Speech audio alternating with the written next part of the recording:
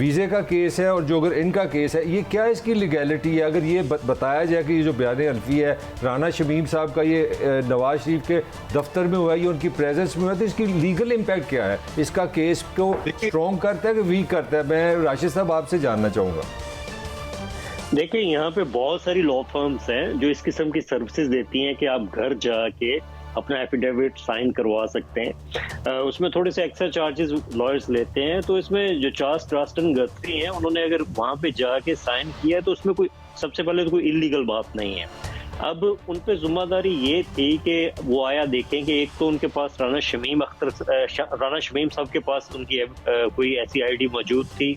दूसरा, अगर उनके इर्द गिर्द कोई लोग मौजूद थे तो वो अनड्यू प्रेशर में तो नहीं थे, कोई ऐसा उन पे ज़हनी दबाव तो नहीं था, कोई ऐसी चीज़ तो नहीं थी कि जिसकी वजह से उन्होंने साइन किया, ये उन्हें चेक करना था। अगर उन्होंने ये सारी चीज़ें चेक की हैं तो उसमें कोई इशू होना नहीं चाहिए। अगर फ्यूचर में लोग पास में हों या ना हो, उससे कोई फ़र्क नहीं पड़ता इसकी लीगैलिटी पे, या इसको चैलेंज इस हवाले से नहीं किया जा सकता। अगर थोड़ा सा और भी अगर फ्यूचर में सॉरी मेरा ये भी सवाल ले लें, ये जो इन्होंने बयान लिया, आपके ख्याल में ये बयान हल्फी क्या नवाज शरीफ अदालत में लेके जाएंगे फॉर सम इज बेनिफिट? क्या वो इससे कोई बेनिफिट ले सकते हैं वीज़ा वाइज या लंदन में रहने के लिए? थोड़ा सा अगर इस पे भी ज़रा लीगली अब हमें समझाएं तो बड़ी मेहरबानी होगी आपकी। देखिए, जहाँ तक मेरी इत्तलात है, उनका केस जो मेडिकल ग्राउंड्स पे है, उनका अजाइलम की बेस पे नहीं है। वो अजाइलम पे जाते हैं तो एक नया उसमें वे होता है, एक नया प्रोसीजर होता है जिनको अडॉप्ट करना पड़ता है। उनको होम ऑफिस में जाके 2 इंटरव्यूज देने पड़ते हैं, अपनी पूरी स्टोरी बयान करना पड़ती है, जिस पे मैं नहीं समझता कि वो जाएंगे।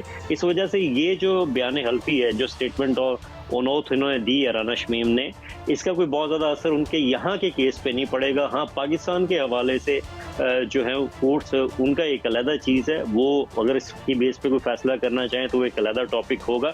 लेकिन यहाँ पे इस बयान हल्फी की बेस पे कोई इशू नहीं हो सकता।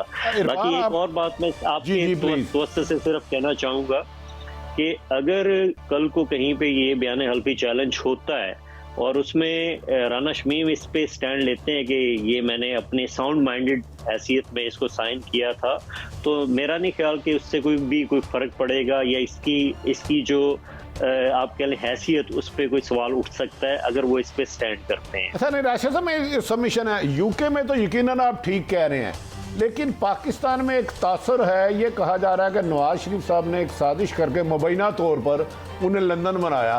तो इधर की अदालत में तो फिर वो जो पाकिस्तान की अदालत को नवाज शरीफ साहब या राना शमीम साहब बदनाम करना चाह रहे थे, टारगेट करना चाह रहे थे, इधर की अदालतों में तो एक्सपोज हो जाएंगे। तो फिर इरफान तो उनको ले बैठा। अगर इधर की अदालतों में ये कन्फर्म हो जाता है, उधर की अदालतों का नहीं। नवाज शरीफ की मौजूदगी में राना शमीम साहब ने वो एफिडेविट किया और उसका मकसद 3 साल पुराने चीफ जस्टिस पर इल्ज़ाम लगाना था। तो पाकिस्तान की अदालतों में तो फिर मेरा ख्याल है मियाँ साहब का केस और गड़बड़ हो जाएगी। देखिए, पाकिस्तान की अदालतों के हवाले से मैं इस हवाले से राय इस वजह से नहीं दे सकता कि मैं यहाँ पे प्रैक्टिस कर रहा हूँ यूके में बहुत अरसे से, बहुत ज़्यादा अरसे से। तो पाकिस्तान की अगर अदालतें इस हवाले से देखती हैं कि लोग थे या जिनके हक में एफिडेविट दिया गया वो पास में मौजूद थे, तो ये एक अलहदा एक चीज़ हो सकती है। बहुत शुक्रिया बैरिस्टर राशिद हसन साहब। I have to leave it there.